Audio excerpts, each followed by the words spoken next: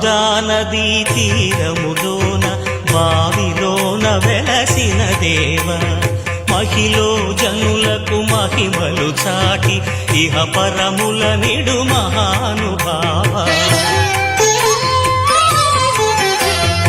ఇష్టమైనది వదిలిన నీకడ ఇష్ట కామ్యములు తీర్చే గణపతి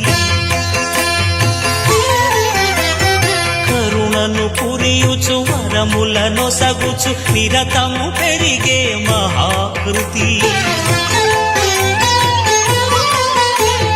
సకల చరాచర ప్రపంచమే సన్నుతి చేసే విఘ్నపతి